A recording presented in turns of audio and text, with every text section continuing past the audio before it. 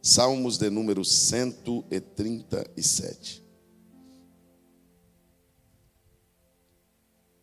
Às margens do rio da Babilônia, nós nos assentávamos e chorávamos, nos lembrando de Sião.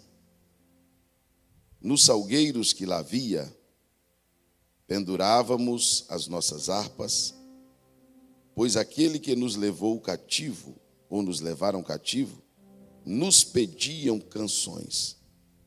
E os que nos oprimiam queriam que estivéssemos alegres, dizendo: cantem para nós um cântico de Sião.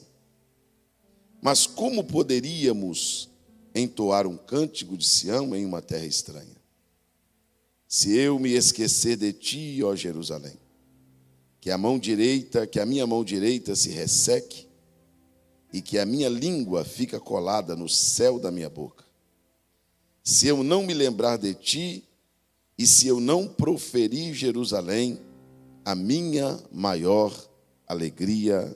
Amém. Quantos podem dizer amém? Meus queridos irmãos, o Senhor Deus traz uma palavra aos nossos corações esta manhã sobre as armas espirituais que nós devemos usar para vencer as batalhas da vida. Os irmãos perceberam que nunca houve uma geração tão preparada profissionalmente do que a nossa. Eu trabalhei há muitos anos atrás, isso tem mais de 15 anos, eu trabalhei na portaria de uma empresa, bem mais de 15 anos, e naquela época aparecia 50, 100 currículos para o mesmo cargo. Você hoje vê a meninada, os meninos, tudo novo, você olha assim, parece um adolescente, mas já são médicos, são advogados, são doutores. E o que eu percebo é que nós somos uma geração preparada de um lado e despreparada do outro. Nós somos a geração mais doente emocionalmente. A geração que tem mais problema psicológico é a nossa. A geração mais deprimida, que tem mais síndromes, que tem mais fobias, é a nossa. A geração que tem mais problema espiritual também é a nossa. Então, de um lado estamos ganhando e de outro lado estamos perdendo. Estamos prosperando de um lado e estamos tendo problema do outro. O texto que nós lemos aqui, eu vou falar de algo específico, pastora Juliana, esta manhã, é de um cativeiro. Israel foi levado para um cativeiro. Os motivos são muitos. Muitos. Mas eu nem vou falar dos motivos do cativeiro, porque são muitos. Mas certo é que Judá, em especial a cidade de Jerusalém, foi tomada e destruída, invadida 3 vezes, destruída completamente, muro, portas e templo. Toda a nobreza da cidade foi levada e a cidade, a Bíblia diz que passou a ser uma miséria. Passou a viver em miséria. Uma cidade que era deslumbrante, que era visitada por todo mundo. E agora, essa cidade perdeu uma guerra. Essa cidade perdeu uma. Vamos lá? Esta cidade perdeu uma. Então, com a espada, eles já estavam liquidados. O exército de Israel não foi páreo para o exército da Babilônia. As armas de Israel não conseguiram contra as armas de Babilônia. Israel vai para o cativeiro. Quando eles chegam no cativeiro, que é Babilônia, é outro império, é outra lei, é outro povo, é outro costume, é outro Deus, totalmente diferente. Quando eles chegam lá cativos, a Bíblia diz que às margens do rio da Babilônia, eles se assentaram e eles choravam, lembrando de Jerusalém, lembrando de Sião. E agora eles cometem uma loucura. Eles cometem uma coisa que é quase insana. Porque tudo que sobrou para Israel, tudo, foram as harpas. O que sobrou para Israel? Vamos lá, o que sobrou para Israel? Por que as harpas? Porque as armas foram tomadas. O exército foi aniquilado. Só que a harpa, para o inimigo, pastor Daniel, a harpa não era um perigo. Quando ele viu as harpas dos israelitas, ele disse, não, as harpas vocês podem levar. Vocês só não podem ir armados. A harpa está liberada. Então eles chegam em Babilônia com a harpa. Quando eles chegam em Babilônia com a harpa, eles estão em outro lugar, eles estão cativos. Eles estão passando por uma pressão, por uma opressão. Eles estão sendo fadigados. E agora eles começam a perder a segunda guerra. Eles já tinham perdido a guerra com a espada. Agora eles começam a perder a guerra no louvor, na adoração, no espiritual. E eles vão nos salgueiros e dependuram as harpas. Por quê? Porque os babilônios têm uma função. E a primeira dela é nos calar. A função do babilônio é nos... Vamos lá? A função do babilônio é nos calar. Escute o que eu vou dizer para os irmãos, você pode anotar isso. Esse mundo vai fazer de tudo para nos calar. Serão aprovadas leis ainda. Se não foi, vai ser e muitas para nos calar. Vai chegar uma hora que todo tipo de barulho que nós fizermos será incômodo. Vai chegar um momento que você não vai poder falar da tua fé publicamente. Se você quiser cantar, alguém vai se incomodar. E você agora vai estar no departamento de trabalho e você vai citar o nome de Jesus e as pessoas vão dizer, aqui não é igreja. E você vai querer colocar um hino, o vizinho pode colocar o funk falando todo tipo de palavrão. Ninguém chama a polícia, ninguém avisa, ninguém denuncia. Se você colocar um louvor na tua casa, alguém vai bater no teu portão e vai dizer, desliga porque está me chateando. Porque a função de Babilônia é nos calar. Satanás sabe, vocês viram aqui na hora do louvor, o inimigo sabe o que acontece quando um povo está de mãos levantadas dando glória ao nome daquele que está sentado no trono. O inimigo sabe que quando esse povo reage, quando esse povo fala, os céus se abrem. A Bíblia diz muitas vezes que no louvor Deus deu livramento de morte. No louvor Deus curou. No louvor Deus abriu portas.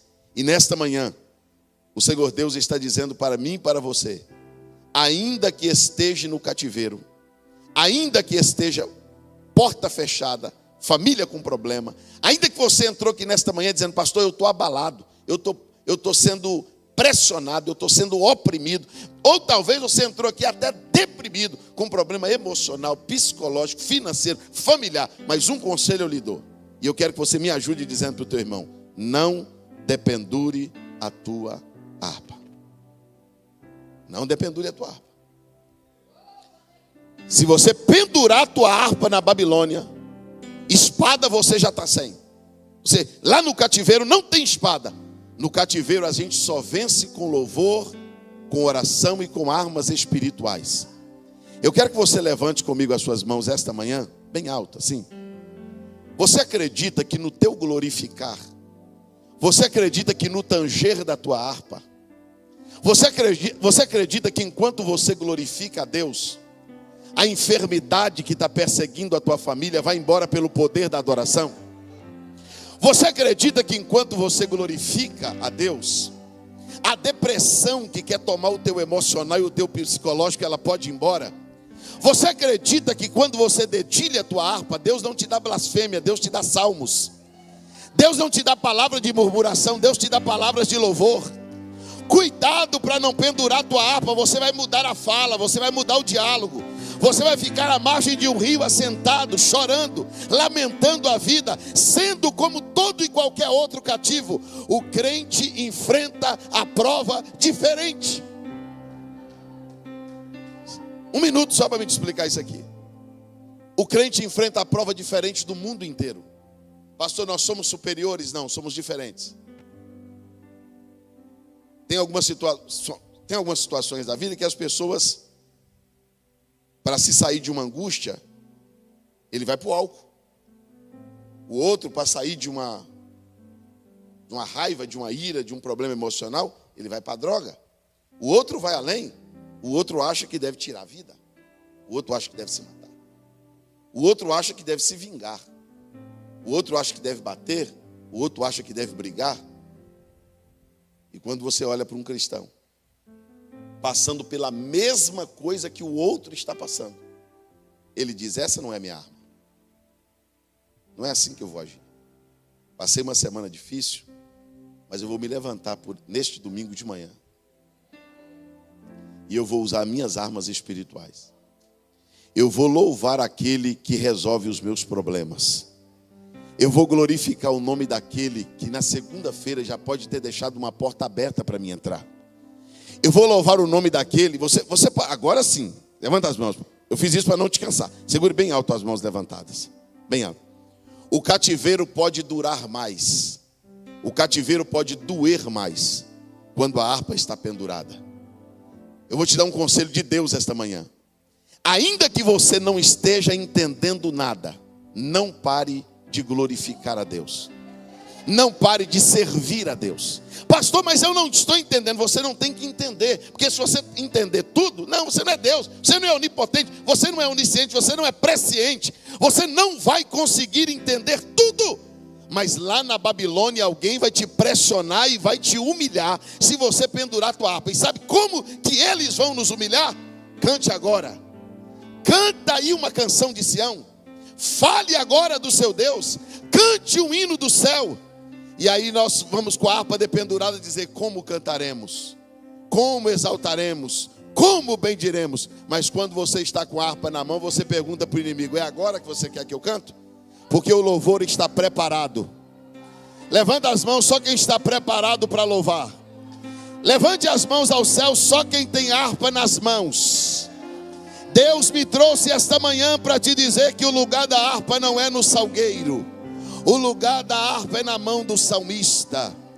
O lugar da harpa é na mão do arpista. Por um minuto levante as suas mãos e glorifique a Deus. Porque Deus está dizendo: eu vou trabalhar nesse cativeiro. Eu vou trabalhar nesta casa. Eu vou trabalhar neste matrimônio. Eu vou trabalhar dentro desta empresa. Eu vou trabalhar na causa que você precise que eu trabalhe. Irmãos, tem coisas que são espirituais. Tem coisas que são espirituais. Saul tinha um exército invejável. Lança, flecha, arco, escudo, espada. Mas ele sofreu um tormento maligno. O homem da espada resolveu? E o da flecha? E o do arco? E o da lança? E o do escudo? Ninguém resolveu. E atormentado ele disse: eu preciso de alguém que toque harpa. Mas Saul disse: não, o problema aqui é espiritual. Eu preciso de paz. Eu preciso de algo que afaste essa presença ruim quando ela vier. Davi, até então, não tinha derrubado nem um gigante. Davi não tinha habilidade. Davi tinha inspiração. Esse é o problema que eu estou vendo nas pessoas. Pessoas habilidosas sem inspiração. Nós estamos tendo um problema. Um problema que eu não vi aqui essa manhã. Os irmãos perceberam o nível do louvor aqui essa manhã? A igreja louvando a presença de Deus, pessoas chorando, pessoas falando em línguas. Isso é bom ou não? Irmãos, eu prego há mais de 20 anos. Eu conheço, nem sei quantos lugares eu conheço. Mas tem lugar que é só performance. O som é perfeito. A voz é perfeita. Os músicos são perfeitos. A iluminação é perfeita. E não é proibido. Mas quando você procura inspiração. Porque o que resolve, escute, não é a marca da guitarra. A marca da guitarra é importante. A marca da bateria, a marca do microfone, a qualidade da caixa, tudo isso é importante. Mas se não tiver unção, Satanás não tem medo de som. Satanás não tem medo de voz. Satanás não tem medo de mármore, de granito, de iluminação. Não, Satanás não tem medo de dinheiro guardado no caixa da igreja. Satanás tem medo de um arpista. Que quando começa a louvar a Deus, é tão forte para ele que ele diz: eu não consigo ficar no mesmo ambiente que esse adorador. Eu não consigo dividir o ambiente com essa pessoa. Mais do que a habilidade e a inspiração. E Deus está te dando unção esta manhã. Unção esta manhã e autoridade para resolver coisas espirituais, de forma espiritual. Porque tem ferramentas que você tem que não vão resolver. Pastor, mas eu li, eu estudei, eu sei. Deus diz: não, mas é espiritual, não resolve. Pastor, mas eu sou médico. Você pode ser médico, se a doença for espiritual, você cura? Você nem acha. Você nem acha ela. Você dobra o paciente, põe ele na ressonância, na tomografia. Eu não sei onde está. Agora, se for espiritual, o espiritual acha. A Bíblia diz que o espiritual discerne todas as coisas e por ninguém é discernido. Sabe o que eu percebo, irmãos? Que a gente não pode perder esta questão de espiritualizar. Tem uma nova ideia vinda dizendo: os crentes espiritualizam tudo. Espiritualizamos mesmo.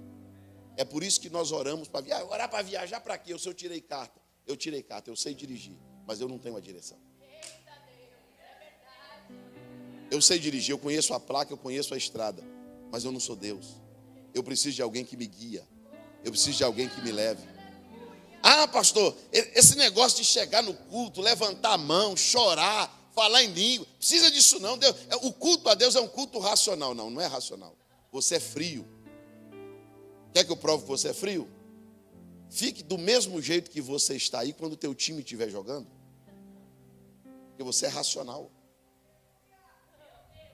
E o racional não precisa gritar.